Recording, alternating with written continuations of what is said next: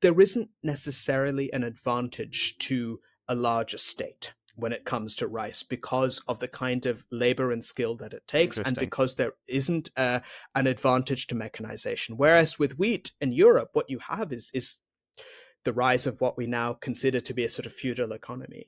And some of that is about the economies of scale that come with using the moldboard plow, for example, to plow these wheat fields, which make it more effective and more efficient to have larger holdings. You need more of the crop for seed, which again, sort of, there's an impetus to expand one's holdings. So again, without being deterministic, because of course there are so many choices and decisions that individual societies make, and it's not as if all wheat growing or all rice growing societies are the same or have the same institutions. Far from it. And I think we need to attend to those differences. But at some very macro, big picture, broad brush level, I think those differences are certainly interesting and instructive. Sunil Amrith is the Renu Anand Dhawan Professor of History and Professor in the School of the Environment at Yale University. He's the author of 4 books and a recipient of multiple awards, including a MacArthur Genius Fellowship. His latest book is called The Burning Earth, an environmental history of the last 500 years. Professor Amrith, welcome to the show. Thank you so much for having me. I'm delighted to be here. Now, I've had many historians on the podcast, and the topics varied from the Black Death to Hitler's underwear moment, crisis, whatever.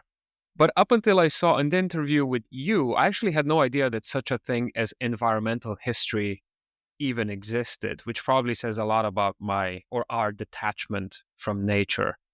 But we'll get to that a bit later on. Now, interestingly enough, you don't begin the story of how humans began impacting or transforming the environment with the advent of agriculture in what was it, 10,000 BCE, Mesopotamia, something like that.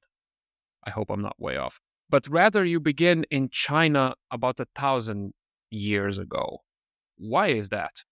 I think you're absolutely right that I could have started the story much earlier.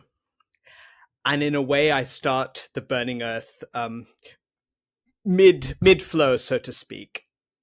And partly I wanted to do that because, as you'll have seen, the majority of the Burning Earth is really quite a modern history. And so, in terms of how much to stretch the story, I thought what I would do is I would start with what I see as a major point of acceleration and inflection within this much longer history. And we can indeed take this back to the dawn of settled agriculture, as does my late great colleague Jim Scott in his wonderful book Against the Grain, which really does sort of tell that much longer history of humans on Earth. But I think starting in China 1,000 years ago makes sense for the story I want to tell, because what happens then is that this one strain of rice, what we now know as champa rice, which came from central Vietnam, allows a doubling of the acreage of land under rice in southern China within just a few decades. And this transforms how much human life can be sustained in concentration. And over the course of a couple of centuries after that innovation, China experiences significant population growth. That population growth is, I think, of world historical significance because it's what allows China to really sort of emerge as the center of the global economy. And it was that wealth, of course, which led the Europeans from the far fringes of Eurasia on their ocean voyages in the first place. So I do see that as a sort of particularly important moment of not fundamental change, but of acceleration. So what happens when this particular strain of rice makes it into China 1,000 years ago? Why is that particular strain of rice and not some other strain of rice which causes this massive spurt of growth? There's 2 parts to that answer. One is that particular strain of rice is fast ripening. And it is very likely, we don't have all of the details, but it's very likely to have been cultivated and bred in an artisanal way by farmers, bit by bit. And its initial arrival in China was very likely informal along the trading routes across the South China Sea, moving from farm to farm by word of mouth. But the pivotal transformation comes when the Chinese Empire, the emperor, um, orders 30,000 bushels of this seed and then actually instructs local officials to distribute it. An early version of agricultural extension officers. And this is being distributed with intention and with information. You start to get these elaborate agricultural manuals, for example, around that time, which instruct farmers on how to use this seed. And so it could have been other strains of rice. I think there is always an element of contingency to this, but the particular properties of this strain, together with the fact that this becomes a matter of imperial policy, is what I think comes together to facilitate that massive expansion. And that expansion, of course, is not without its losers as well as its winners. Indigenous groups in southern China are being displaced by the arrival of settled farmers, and many of them are migrants from further north. There is large-scale deforestation, which allows for the planting of the fields. And the new strain is also hardier, so it can be cultivated in areas which would previously have been seen as unsuitable for rice, particularly hillsides. And that's when you start to get these terraces, which we so associate now with rice agriculture. Okay, but that sounds like a quite a dramatic sort of intervention into the environment. So I'm imagining, is this a sustainable practice or not really? I mean, you are changing the environment quite a bit, aren't you?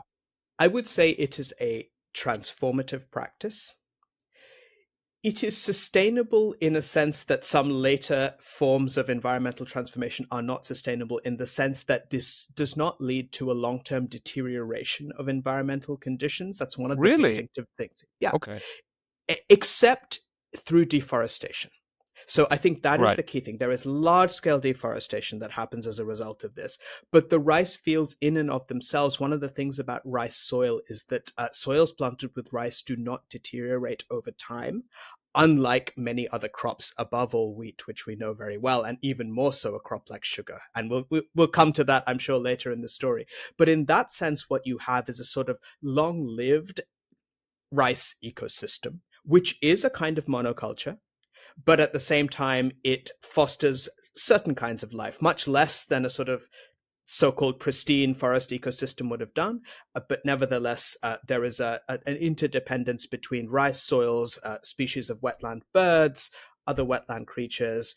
There's a very close relationship between rice and silk cultivation in southern China, for example, which leads to a sort of long-term ecology. And in that sense, it's sustainable, but it doesn't come, without massive transformation and indeed loss. And that loss is loss of forest land, but also the loss of the kinds of lifestyles that came from those who did not practice settled agriculture.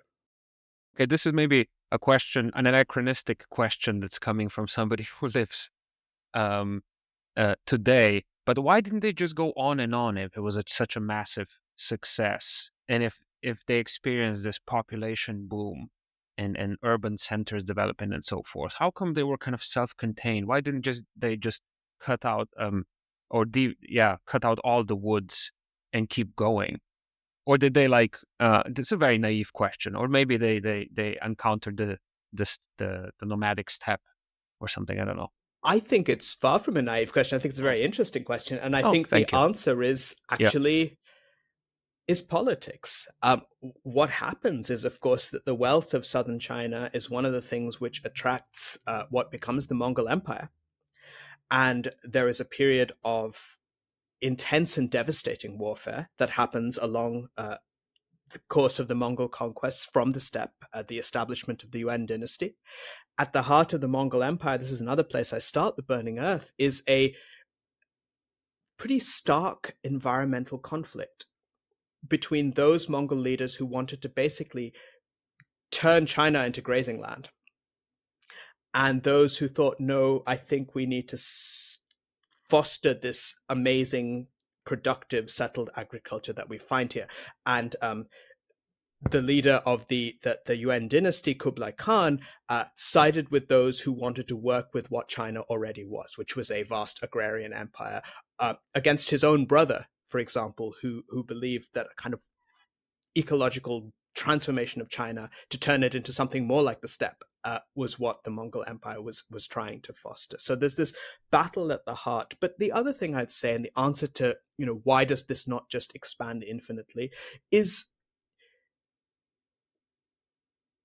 the security that this agricultural revolution in China brings is a marginal security. We're not talking about a transformation that liberates farmers from seasons of drought and dearth. We're talking about a margin of safety above bare subsistence, which is transformative. Let's not deny that this is totally transformative in what it is possible for a human life to be. But nevertheless, it's a thin margin, and that margin, when you start to get, for example, significant episodes of unseasonably cold weather, which you have coinciding with the collapse of the Yuan dynasty in the 14th century, there is not the resilience to last more than a few seasons of that.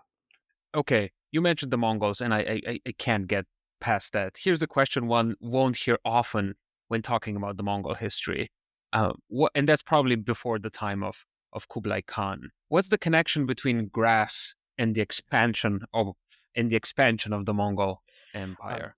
So there's some really fascinating work coming out in climate history now. Niccolò de Cosma and others have shown that first, let's take a step back and remember that on one estimate, 1 in 4 horses in the world was in the Mongol army. 1 in 4 horses in the world is estimated to have been serving in the Mongol army.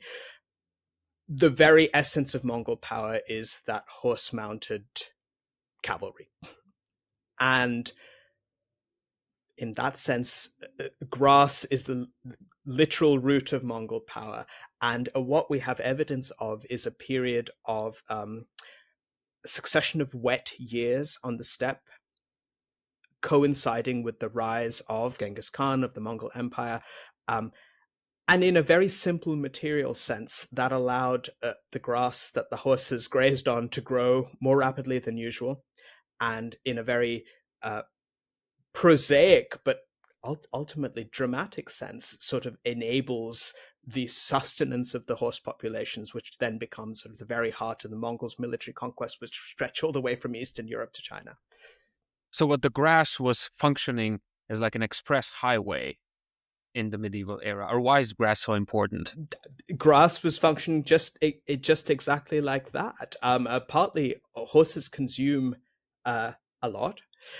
Partly the steppe does become a highway. I mean, that metaphor is used a lot, the kind of steppe highway that allows for these sort of rapid lightning attacks that the Mongol forces become notorious for. And I think we need to be careful, because clearly there is a material relationship between climate, ecology, and the nature of Mongol military power.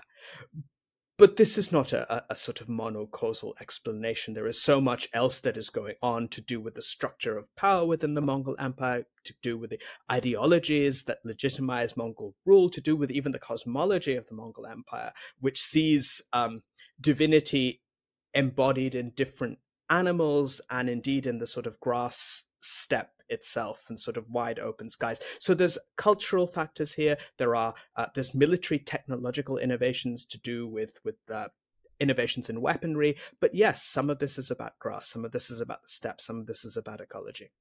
Okay, but would it be fair to say that without grass, no Mongol Empire, at least not in the form that did materialize?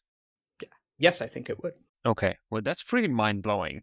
That's crazy. I'm sorry, but yeah, we often hear about Genghis Khan and about the Mongol army and the conquest and all that stuff, but never about the grass. Never about the grass. The grass is important. The grasslands are actually just of fundamental importance in the history of all of Eurasia. Right. It makes total sense. It's not just the Mongols. It's all of these mounted invaders from Central Asia who eventually also take power in India, as the Mughal Empire does later on. Right. If we go back to China You said that China's wealth, which sprung up from this expanded rice cultivation, began attracting adventurous merchants from elsewhere, particularly Westerners, who were on the hunt for riches. But before we tackle that, I wanted to ask, why would people risk such a dangerous endeavor? Were they that desperate or just greedy, or a combination of both? I suppose maybe my question is this: what were the conditions for an average person, an average peasant farmer in medieval Europe like at the time? So let's take one step back, because long before Europeans arrived in Chinese markets, Arab traders were already there. So if you look at the commerce, the seaborne commerce through the Indian Ocean, there's evidence of trade directly between the Middle East and China going back to the 8th or 9th century of the Common Era. A lot of that is then also going through India, through Southeast Asia, and you have the rise of the Southeast Asian port cities as well. And in some sense, Europeans are very late to the game. And when Yeah. the Europeans first understand China's riches, it's not through the ocean voyage. Of course, it's initially over land. We think of the famous travelogue of Marco Polo. And of course, many questions have been raised about exactly where he went and exactly how far he traveled. But the point is that it was through texts like that, through these early European travelers who actually traveled through the Mongol Empire, Which is that crazy. How long would that take you? I'm sorry. months. I mean, some of these were years-long Years. voyages. Okay. Yeah, Well, I yeah. mean, if you look at the famous voyage, not from Europe but from North Africa, of Ibn Battuta, that takes him decades. And he writes, of course, this amazing travelogue of his entire journey through what he saw as the Islamic world, the Dar al-Islam. But Europeans also are starting to write about their experiences, and there is a mixture, of course, of rumor and fantasy and experience that's sort of feeding into this. But one of the really striking things which historians have found is when they looked at the papers, the private papers of the man who had become known as Christopher Columbus, he is annotating these travelogues, including Marco Polo's, and he's highlighting the mention of riches, of gold, of treasure. And this brings me to the direct question that you asked, Zaza, which is Europe has, of course, been devastated in the 14th century by the Black Death. And you said you've had guests talking about the Black Death on Smart Cookies, and that's an important part of the story. By decimating the European population, there are ways in which, paradoxically, the Black Death actually empowers ordinary workers in Europe because there's such a shortage of labor. Yeah, he Um, actually talked about that. yeah, It was but super at the same fascinating. time, Yeah. there is a sense of Europe being isolated from the world, particularly after the fall of the Mongol Empire. And of course, there is extensive intra-European conflict, which eventually is what leads those on the far western fringes of Europe, the Iberian Peninsula, to start to seek an oceanic route to exactly those riches. And this is a moment where the European elite, the aristocracy, had already come to highly value fine spices, which at this point grew in only a very, very few places in the world. And often they didn't know where that was. My colleague at Yale, Paul Friedman, has wrote a brilliant book called Out of the East. He's a medieval European historian, in which he argues that actually India, the word India in the European imagination, the medieval period, just meant somewhere out there where these amazing delicacies come from, these spices. And it was through travelogues, it was through expanding knowledge of the world, it was through early maps and cartography that something more specific started to sort of emerge in the European imagination as to where these spices might be coming from. Okay. So we're tilting towards greed more than desperation, I suppose. I think it becomes greed. I think initially it is a feeling of there being this world out there that might, partly in fantasy, provide all the riches of one's dreams. Partly it's religion. So much of this is bound up with the sort of intensifying conflict between Christianity and Islam in Europe. And those two things are very closely bound up. So when you start to get all these references to gold, uh, partly into that is read biblical references, but partly there is a sense that European kingdoms need that gold in order to be able to fight holy war.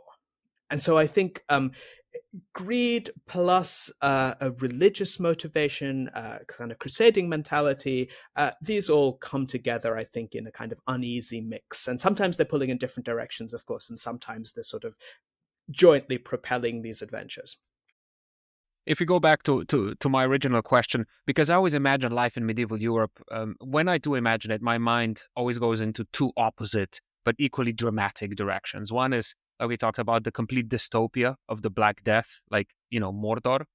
And the other one is this idyllic peasant life that you can read about maybe in Tolstoy's novels, which was another era, of course, but still pretty much like a feudal system or whatever. So peasants working hard in the fields, but also enjoying the abundant fruits of their labor, which they did surrounded by the stunning romantic scenes of nature. It's never something in between. That's why I asked.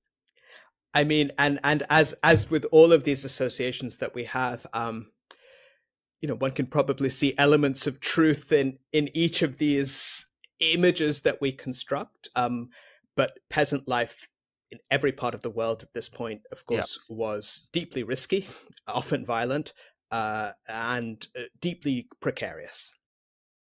And that goes for medieval China as much Medieval as medieval China, Europe. medieval Europe, and Mesoamerican Right, societies too. right, of course, of course. Professor, what was the difference between wheat and rice cultivation, especially as it pertained to nature, but also in the different ways these two grains shaped societies? Um, the differences are perhaps more fundamental than we might imagine. And the first scholar to point this out was Francesca Bray, who was writing in the 1980s. Francesca Bray is a wonderful historian and anthropologist, works on China, but then more broadly started to work on rice. And in the 80s, she wrote this really interesting book on the rice economies of Asia, in which she ends, there's a sort of coda to that book, in which she really sort of spells out the difference between rice and wheat and suggests that we often think, of course, about the sort of fundamental divergence between European and Asian societies. And for most of the 20th century, there were a whole lot of assumptions that basically, for want of a better word, culture is what describes and helps to explain these differences.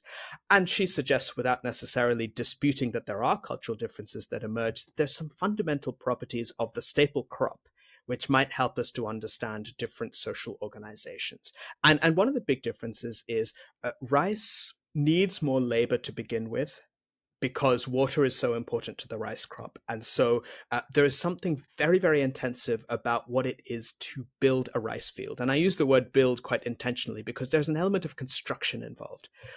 The timing is absolutely crucial when it comes to rice, more so than with most other staple crops, of exactly what level of water you need for the crop to flourish. And that takes a lot of artisanal skill. It takes a lot of knowledge. Rice soils tend to be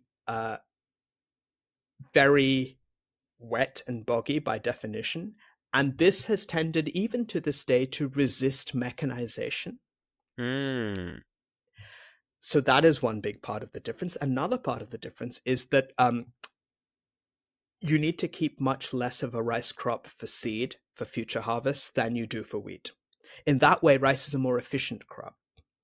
But the big differences that we're starting to point towards is that for rice cultivation, it doesn't make sense to continually expand one's land holdings. And actually, this goes back to the earlier question you were asking me, Zaza, perhaps about, why doesn't it just keep going? There isn't necessarily an advantage to a large estate when it comes to rice, because of the kind of labor and skill that it takes, and because there isn't an advantage to mechanization. Whereas with wheat in Europe, what you have is the rise of what we now consider to be a sort of feudal economy. And some of that is about the economies of scale that come with using the moldboard plow, for example, to plow these wheat fields, which make it more effective and more efficient to have larger holdings. You need more of the crop for seed, which again, sort of, there's an impetus to expand one's holdings. So again, without being deterministic, because of course there are so many choices and decisions that individual societies make, and it's not as if all wheat growing or all rice growing societies are the same or have the same institutions. Far from it. And I think we need to attend to those differences. But at some very macro, big picture, broad brush level, I think those differences are certainly interesting and instructive. I listened to one of your recent interviews, and you said something extremely fascinating. You said that of all the technologies that transform the possibilities of life on Earth, the portable firearm looms larger than we've acknowledged. Wow. Can you unpack that a little bit? Why are guns, if we compare them to, I don't know, bows, such a dramatic invention? Thank you for bringing that up, Sasa. I think for me, that was the single most unexpected realization that I came to when I was writing this book. That was not an insight that I began with. And the more I was looking into, particularly the history of the 19th century, the more I realized that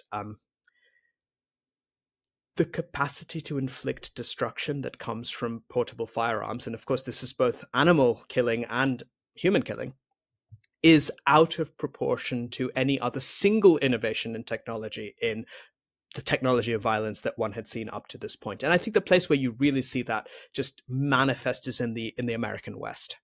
And there are all of these accounts of large parties of hunters with some of the earliest sort of easily portable firearms, many of which were manufactured right here in my home city of New Haven, Connecticut. I'm sort of out of my window as I speak to you. I'm looking at the scene of what was the Eli Whitney Armory and then the Winchester Small Arms Corporation, which John Wayne described as the gun that won the West. Also here in New Haven, Connecticut, Springfield, Massachusetts. And you have these accounts of parties of hunters going on the newly constructed railroads into the West and literally decimating millions and millions of bison. Those And of pictures, right, course, with like skulls, or was it carcasses, mountains of them, and carcasses. then like Carcasses. one stupid guy standing Ex- in front of them with like exactly. a rifle or something. It looks Exactly absurd. that. And yet for me that eventually sort of I started to see, particularly, we'll talk about this in a minute perhaps, but as we then look to the 20th century and the argument that I make in the book that actually warfare is a major driver of our planetary crisis, if we want to call it that, I think we need to read that story back to the 19th century and see that just the capacity to cause destruction that the portable firearm gives, as you say, one guy or a small band of people, is a step change. I'm sure of that. Okay, you mentioned it, so we got to go there. We're obviously skipping past the entire historical epochs, but I really want us to have a chance to talk about the great calamities of the 20th century, namely the two world wars. In school, in textbooks, in popular histories, in documentaries, we always hear about the massive, casualties. We always hear about the atrocities that were committed naturally, the razed cities, and so forth. However, we never, and I really mean never, hear about the impact a truly planetary war has on the environment. Yeah. And here too, I think this is something that became more and more important to the Burning Earth as I was doing the research and the writing. Initially, I was going to deal with both of the world wars in half of one chapter. And as you know now, between them, they take a chapter each and about 80 pages of the book. Yeah, And that can we is talk about because each of them a little we can bit, talk about each of them if you will? separately. Absolutely. First of all, I think we quite rightly and understandably emphasize the colossal human suffering that both of the wars, and particularly the Second World War, perhaps brought. And I think that telling the environmental story is actually not an alternative to that. It's absolutely entwined with the human suffering. And I think that's the point that I want to make, is that both of the wars accelerate this twinned capacity to cause both human suffering and environmental harm. And the First World War, if we start there, it is really the first conflict that has a truly global impact, first and foremost in its search for mineral and other natural resources. And this is clear from the very beginning of the war. This is clear in the minds of planners on both sides, that tentacles need to reach onto literally every continent in order to make this war, which has been called by Tim Mitchell the first carbon-fueled war, the first major industrial war. Though some would say maybe the American Civil War can be seen as the first major industrial war, but the First World War, in terms of its impact, in terms of where it's drawing its resources from, is truly global. It reaches every continent. We know now that it also reaches every continent in terms of the human consequences, particularly in terms of now we know just how important Asian and African soldiers are to the fighting, even when the fighting has taken place primarily in Europe. But if we expand our perspective further, we can see that in terms of the demand for natural resources, it's a global war. Secondly, I think it has a global imaginative effect in the sense that it brings to light an unprecedented capacity for human beings to destroy. And I think there's one small example I'll give you that I think captures that. The first year of the war, David Lloyd George, who was at that time the Minister for Munitions, but who goes on to become a Prime Minister of Britain, he gives a speech in which he's trying to describe the war.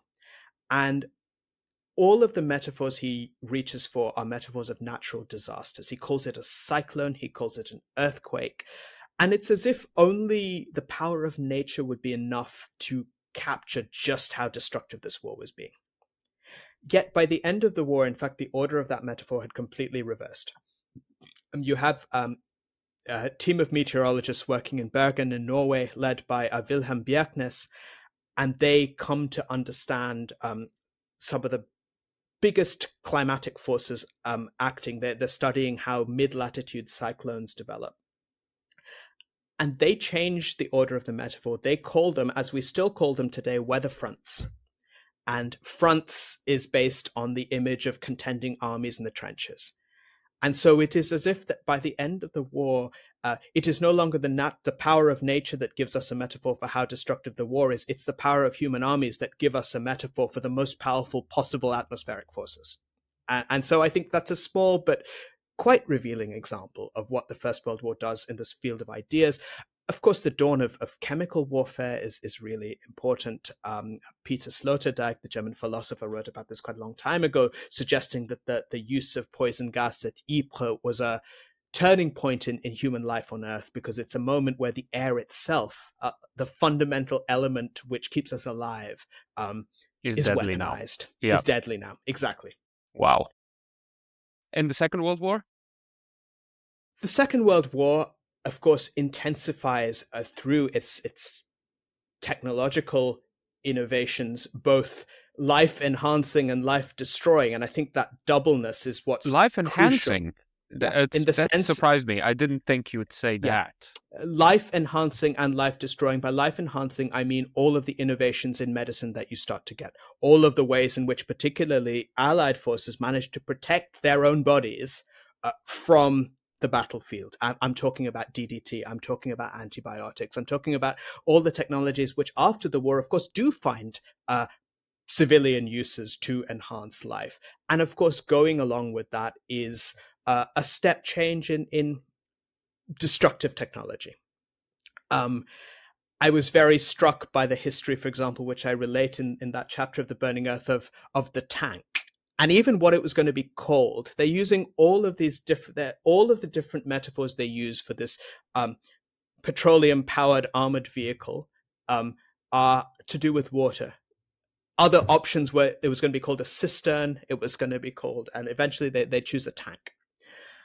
And of course, aerial warfare reaches a completely new level of destructiveness during the war, to the point where there's literally a new kind of weather, the firestorm, which in the last 2 years of the war, Allied bombings make possible. And we reach the final threshold of harm, of course, with Hiroshima and Nagasaki. So I think that the Second World War plays this troubling double role in both extending the capacity of destruction to the point where literally everything can be annihilated by nuclear weapons, and at the same time creating these technologies which in particular Allied soldiers are able to use to insulate themselves from the environment. I mean, that's how they started to talk about DDT when the US Army was doing the early trials. The idea that this would make whole environments safe for American troops. What happens to nature where some of these greatest or most devastating battles were fought? You know, like in the First World War, Verdun at the Somme, or Second World War, Stalingrad, Kursk, I don't know, So Dresden. It's like, you know, they always say like nature came back or something, but some of these environments must have been irrevocably changed, right?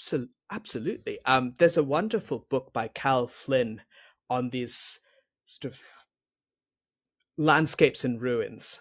And there's a chapter on the battlefields of the First World War in which she shows that many of them are still toxic. Many of them are still damaged. Soil scientists have come up with a whole new word to describe what the First World War does to some of the soils of France and Belgium. They use the word bomb turbation. It's a extension of the phrase pedoturbation, which is just this sort of disturbance of the soil, and bomb turbation is the disturbance of the soil on an absolutely epic scale by explosives. And this has a geological impact. Similarly, with some of the battlefields of the Second World War, unexploded bombs are still being found, even in London, certainly in Germany. Very often, my sister lives in Germany, and I get these. She gets these alerts on the Deutsche Bahn app saying, you know, that the train is being paused to find because we found unexploded ordnance, and so the impact is colossal. And I'm really struck by what you said about, you know, nature comes back, because that is an interesting metaphor or line of argument that you get after both world wars. The idea that nature is resilient, that however much human destruction you see, there's perhaps even hope in the idea that nature will grow back. And of course, one sees that all over. One sees scenes of absolute human devastation. Wildflowers are blooming again. But there's also lasting harm. And the lasting harm is both ecological, and of course, the lasting harm is also psychological. Yeah, there's even a meme. I think it became popular during the pandemic about nature is healing, you know. And then you see some guy in a park reading a book. It's like in an ironic twist. But we do have this sort of Disney image of like, yeah, nature is going to come back no matter what happens. That's just the way it is. And, you know, But I think feeling reassured that after Chernobyl, you know, there's still like doggies running around and, you know, forests are coming back and all that stuff. But it's not the same, is it? it's not the There's same. YouTube videos of these people coming in with the dosimeter, and it's like still super. I mean, I don't know how dangerous it is, but it's probably not very healthy or good And for I you. think we can also see, I mean, there are very different moral lessons we can draw from that idea that nature is coming back. One is nature doesn't care about us. And so there's that whole line of thinking. And there was that book by Alan Weisman, The World Without Us, imagining, you know, okay, we'll disappear, but nature will be fine. And of course, that argument was a very troubling one that one heard during the pandemic, at the same time that there was such mass human suffering and so much inequality in the way that people were experiencing the pandemic. And so I think there's at least a double edge to the way those kinds of arguments are mobilized. Yeah, I'm from the Balkans originally, and you know, there's this philosopher Slavoj Žižek, and he also has some sort of a train of thought about like nature being one big. We are a part of nature, but nature is one big catastrophe. You know, planets colliding in black holes, and the way we, you know, we kind of use these calamities, like where does oil come from and all of that stuff. We're profiting from it, but nature is, I think he says, pardon my language, that nature is not like a benevolent mother, but a bitch of a mother. Much in what you said, like that it doesn't care about us. So yeah, I don't know. And I think we turn that around and say, well, those of us who do care about humanity, I mean, how can we sort of think through the fact that actually environmental destruction is part and parcel of human suffering, and that's the way I was sort of trying to tell the stories of the two world wars in the book. Right. I believe the period after the Second World War is known as the Great Acceleration, right? We're suddenly in exponentially increasing our water consumption, carbon emissions rise dramatically, and of course the human population is booming. And it seems that more than ever, it's all underpinned by our total detachment from nature, let's say, that I kind of opened the conversation with. And since I went to Bible school as a child, I'm not religious anymore. It made me think of the famous passage from Genesis, which goes like this. I'm going to read it. I actually wrote it down. Let us make man in our image after our likeness, and let them have dominion over the fish of the sea, and over the fowl of the air, and over the cattle, and over all the earth. That seems pretty damning to the predicament that we find ourselves in, doesn't it? Interestingly, back in the 60s, there was a piece that the medieval historian Lynn White wrote, and it was published in Science. This is in the late 60s. And it was called, On the Origins of Our Ecological Predicament. And White's argument is that Christianity, by desacralizing the world and by sort of emphasizing dominion, perhaps from that very passage, plays an important role in our ability to detach ourselves from nature. Now, I think that's the key word in the passage, dominion, isn't it? Dominion. Let's be honest. And I think it's interesting both to sort of recognize the elements of that being true and the fact that, of course, it's more complicated than that.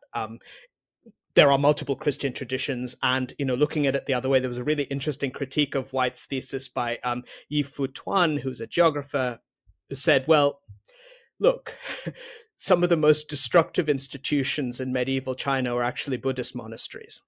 And so we need to distinguish between, they were agents of mass deforestation.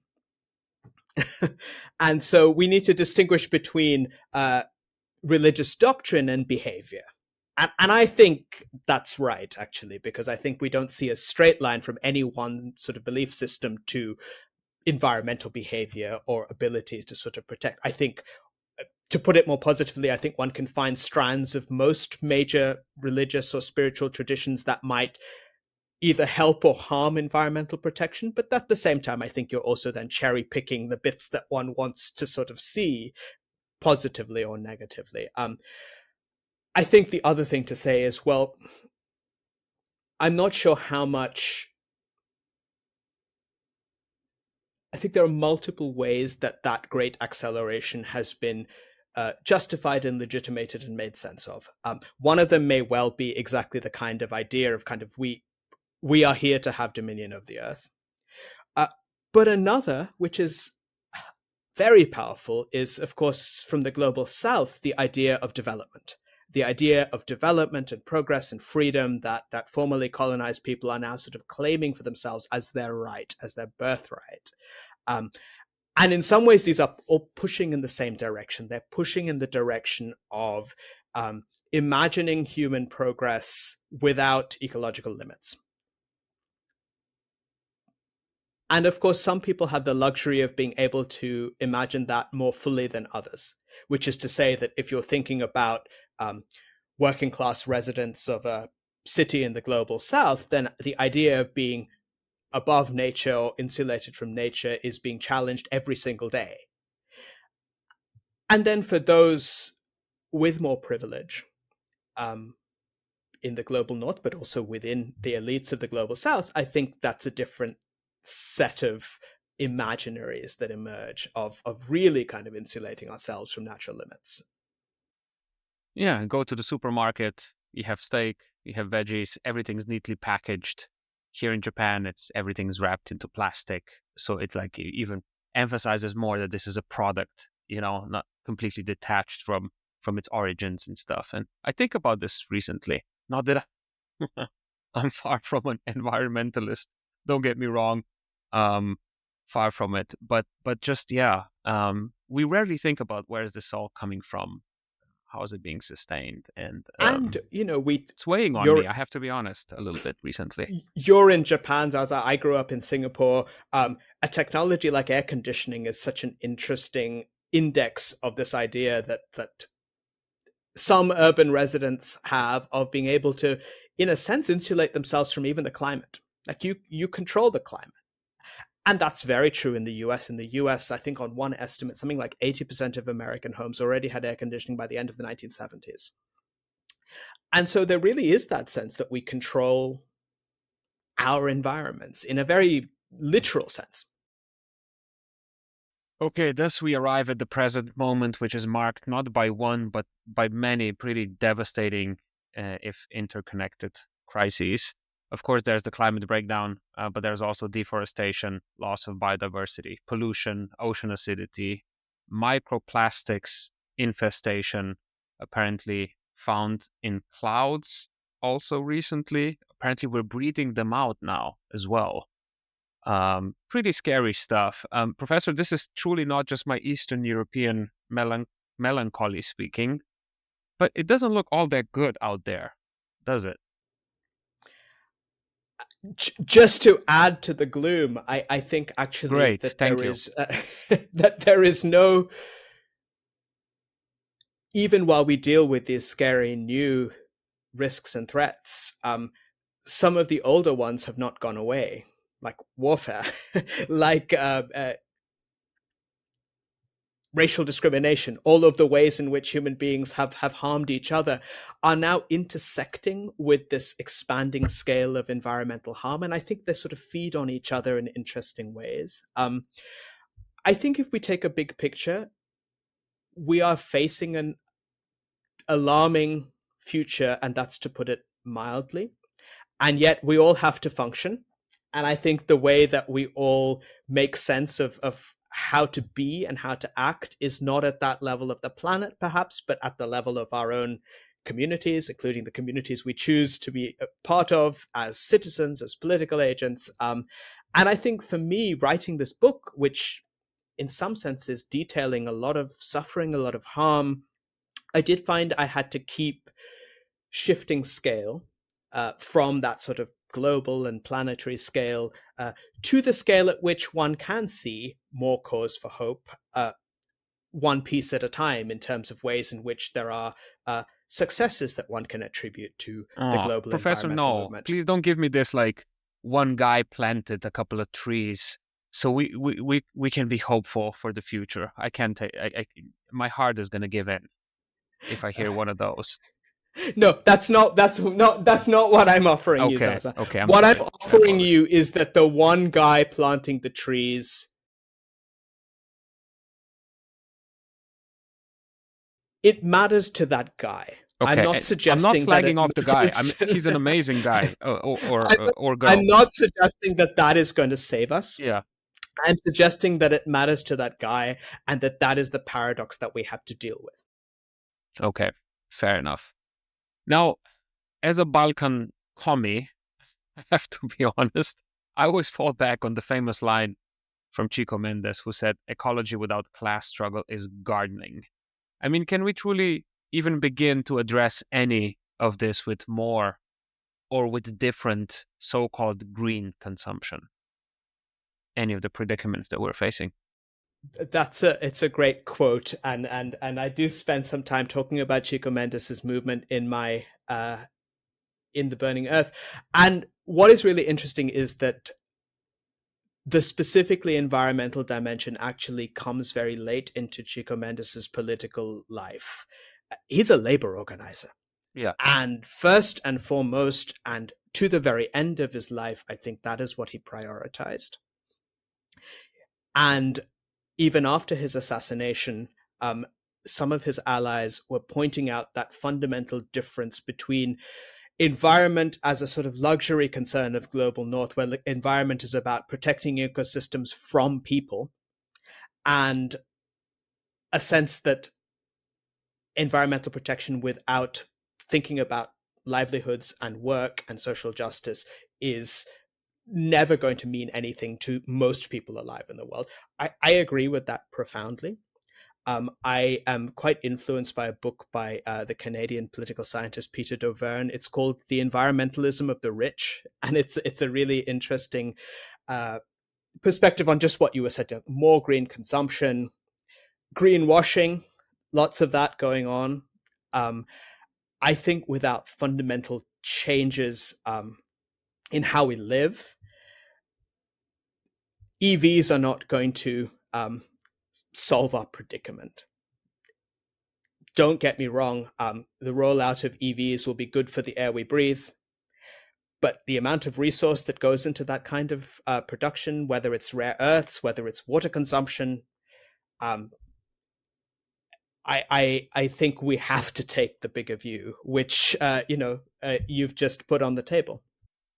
Yeah, it's awesome to see how, especially in the global north, people are all of a sudden rediscovering trains. Like, why haven't we done this all along? Like, what if we had a system where a bunch of us could go in a single car and drive somewhere without the exhaust pipes, and people like, oh, but we have. Anyway, I'm sorry. Before I start ranting, let me ask you something else. Recently, there's been a lot of debates about personal carbon footprints. It always makes maybe this is not a good route for me, but it makes my blood boil a little bit, because while we're arguing if I can go see my mom who lives on a different continent, a billionaire's carbon footprint is reportedly that of 1 million people. That's not my number. 1 million. So instead of starting this discussion with paper straws, shouldn't we maybe begin with private planes, mega yachts, and privately owned castles before we begin it in earnest? I couldn't agree more. As we know, this idea of the personal carbon footprint was popularized by BP in the 1990s as a way to sort of divert attention to individualized consumption, around which, of course, there's sort of grown a moralistic discourse in certain parts of the world about we should do this or do that, while, as you say, the sort of private jets that there was an interesting piece in I think it was published in either Science or Nature recently about how both the rich and the poor vastly underestimate the carbon impact of the rich, which is to say that if you ask poorer people, and this included surveys done in India and Nigeria, if you ask poorer people how much more than them do they think that the rich consume, they underestimate it. And of course, the rich underestimate their consumption as well. So I think that there is a level of, at this point about going to visit your mother, I mean, that's not a trivial thing. I mean, I think one of the outcomes of the global history of the last 200 years is that many of us have families scattered all over the world. That is, in a sense, part of the history that has brought the world to the place that we are. And so I think that very specifically narrow focus on individual consumption is not going to get us very far. Plus, it won't work politically. So I think that is absolutely right to think about, well, what's really driving this? What's really driving this? And I think that sort of disproportionate impact of a very, very small number of people on whether it's emissions or it's water use or it's pollution is something we need to pay plenty of attention to. And when it comes to transforming the environment, there's a whole new player in town. Maybe it's been a while. Maybe it's been here for a while, but it's becoming more prominent as the climate breakdown becomes worse and worse. And that's geoengineering, of course. There's lots of like pretty crazy science fiction ideas floating out there. I don't know, injecting aerosols into the stratosphere, and kind of one was about bleaching ice or something, or I don't know, something like that, about reflecting light back into the universe. What do you think of this concept in general? I mean, that must be the apotheosis, like, of this entire idea that features prominently throughout your book. It is the apotheosis of the kind of conquest of nature idea. It is, let us extend this as far as it will go, and we treat the Earth's climate as a thermostat that we can control. And they use that language. You and I may think of these as science fiction ideas. One of the things that I'm aware of and that I do find concerning is how quickly they have gained traction, how close we are, I think, to some of these ideas being implemented. And one of the stories that's told, which I don't think is quite right, is that this is an agenda of the global north that is being imposed upon the rest of the world. I think it's more complicated than that. In fact, I think that one of the big concerns in the global south is actually not that these technologies will be used, but that they will not have access to them, that they will be used unilaterally, that the debates about whether we should use them, the ethical and practical debates, are being had behind closed doors with a very, very small number of people. One institution, Harvard University, and MIT, two institutions in the greater Boston area, I think account for a significant proportion of all the research that's being done in this area. And so there is a real question about under whose terms and on what conditions this will be done. There are a lot of concerns in an increasingly divided world about the unilateral use of these technologies. These technologies are certainly being developed at speed in China as well at the same time, and there are real concerns about the impacts that the unilateral use of geoengineering technologies will have, of course, on neighboring countries. And I am not optimistic about any prospect for sort of international agreements on their use, not at this moment, not at the way these technologies are being developed. And so my sense is that I think it is very likely these technologies are going to be deployed. As a historian, I worry profoundly about their assumptions, about the consequences that they are bound to have, which are outside the plan, so to speak. And most of all, perhaps about, whose voices are at the table when we're actually making these decisions. I mean, that's literally the plot of the movie Matrix. We try to black out the sun to defeat the robots. And now we have eternal darkness. Scary stuff. We're on our way there in terms of these technologies. I'm fairly convinced of that. Yikes. Speaking of which, what's your favorite, maybe like dystopian film or a work of art?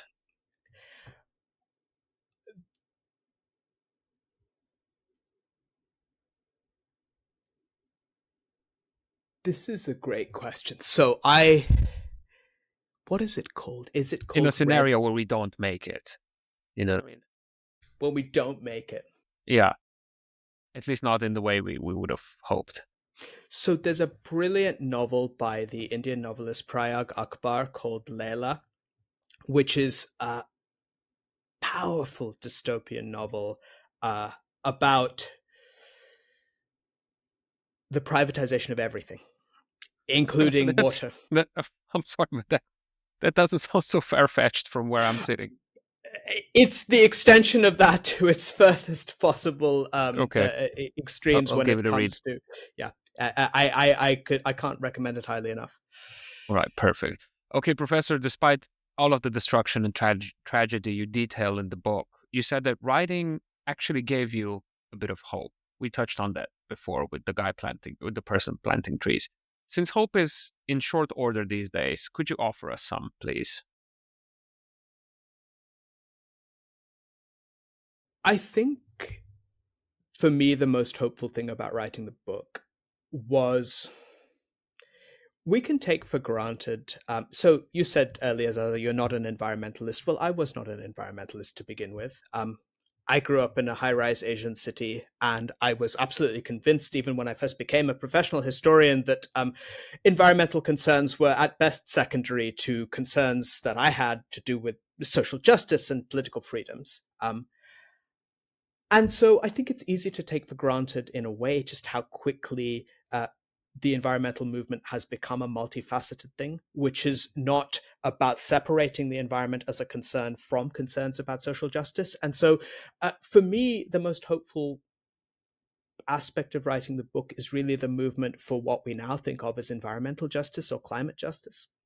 That movement has mountains to climb and formidable obstacles in its way, but it is a movement that I do think probably mobilizes more energy and attention than than any other. And I think what's hopeful about it is that it's not separating those things. It is actually bringing them together. And it is showing that the way we got to this planetary crisis is completely bound up with the way in which we have sort of ended up with such a divided and unequal world, and that the solution to both of those things actually lies in bringing them together. Last question, Professor. You said something really interesting at the beginning of one of your lectures that I listened to. You visited Bangkok, I believe, a couple of times. And it was after the floods, and the floods became more and more common as they do as the climate crisis progresses. And you said that you were struck by how people, how sort of normal life just came back quickly, and that you were not sure whether that was resilience or whether that was us just ignoring the problem and carrying on. As it stands right now, which one is it? And I'm not just talking about Bangkok. I'm talking about all of us right now. This is the paradox, though, isn't it? So Bangkok is a city I know well, and this was I was referring to the first trip I made after the catastrophic floods of 2011, and I was there about 3 months later, and there was very little visible sign left that the floods had ever happened. Like, life went on. And I just found this disconnect between the city I was experiencing, which was a vibrant, unequal city, mega city, like so many other mega cities, and all of these things I was reading that, 50% of the city is going to be underwater by 2050. And we all read these things all the time.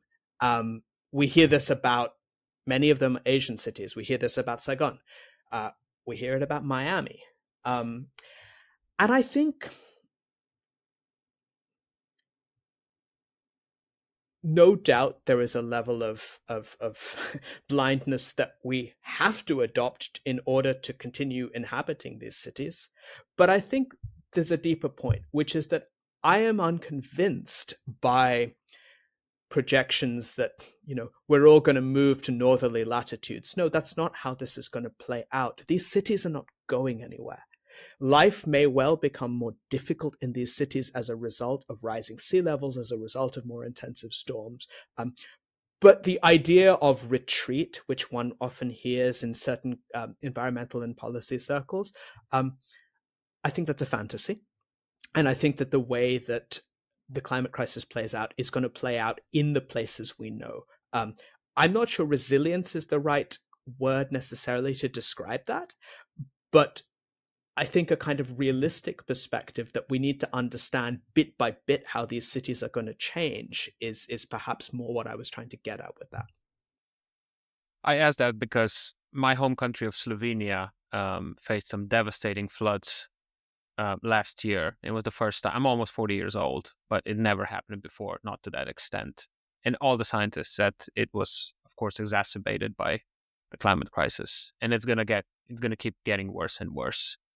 But we kind of fixed everything, and now we're just carrying on. And there's not much discussion about any of the causes anymore.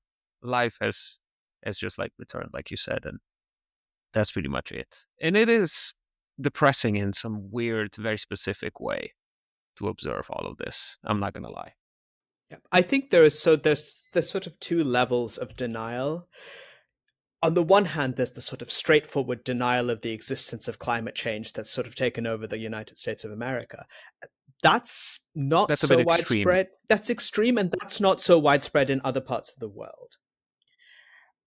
But there's another kind of denial, which I think every society has some level of when it comes to this, which is that the floods come and the floods come again, and the floods which haven't come before are coming more and more often. And we reckon with it for a short amount of time, and then we continue. That level of denial, I think, is fairly universal. And perhaps that is just baked into the way we live now and the way we think. But I think it's worth distinguishing between that and the very extreme kind of climate change denial that has sort of run rampant over here on this side of the Atlantic. I mean, that begs the question: how bad does it have to get in order for us to attempt some sort of actually transformative change.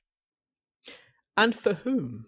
I mean, for me, that's the fundamental question at the heart of the burning earth. For whom? Because I think that in insofar as those with wealth and power can retreat, whether to second or third homes or sort of further elevations,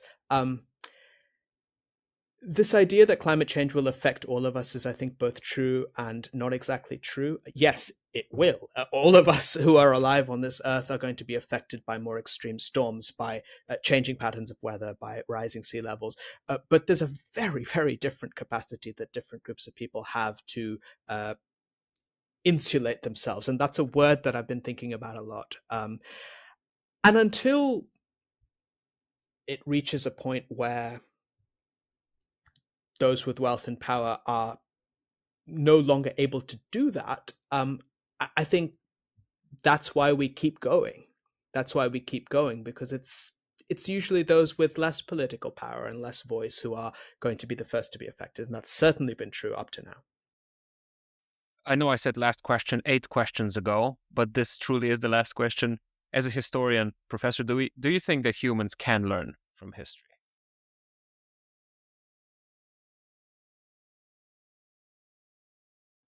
I do, but I don't think that lessons from history are necessarily a good guide to the future. I think that lessons from history are important for our understanding of our institutions. They're important for our understanding of how we see the possibilities before us. I mean, it is as a legacy of history that certain options are thinkable and certain options are not. I think we can learn from history up to that point. What I don't think we can do is say, well, oh, this moment is like that moment in the 1930s or the 1940s, and we can learn from what decisions people made then to sort of guide us now. No, I think that what we can learn from history is to learn both how we can open and how we have limited our imaginations as to sort of what futures might look like. But then those futures are ours to make. And I don't think the answers to that lie in the past at all. Okay, we did end up on a sort of a hopeful note there. Thank you so much, Professor Amrith. Where can people find The Burning Earth? Find bookstores everywhere, I suppose. Absolutely. All right, Thank perfect. you so much, Az. It's been a pleasure to talk to you. A pleasure is all mine. Do you maybe have any social media where people can follow your work, or no? At Amrith_historian on Instagram. Okay, perfect. All right. Thank you. Thanks again. And I hope we can do this again in the future. Wonderful. Thank you. Thanks for listening. Please subscribe to the podcast on YouTube, follow on Spotify and Apple Podcasts. I've been told on countless YouTube tutorials that I have to say this, otherwise nothing happens, which is strange. Also, if you feel like it, support me on Patreon. I'm playing the world's smallest violin here, but this is a one-person pod. I have no production team, no nothing. So feel free to hop on Patreon and find smart cookies on there. And then last but certainly not least, I have to thank my existing patrons, Tovarishice. Without you, this podcast simply would not exist. So thank you so much. That makes you actual producers of this show. So eternal thanks to Darej, Rok Tržan, Sasha Vipotnik, Neven Cvijanović, Juž Premrov, Nate Sirk, Goran Ivašić, Anže Sever, Ole, Marin Ferrara, Aljaž Maher, Štrole, Aida Mancian, Miha Medved, Medinho, Goran, Gordon, Lorenzo, Jurečuk, Mila, Carmen, Veronica, and Tai Chi. You guys rock. Thank you so much.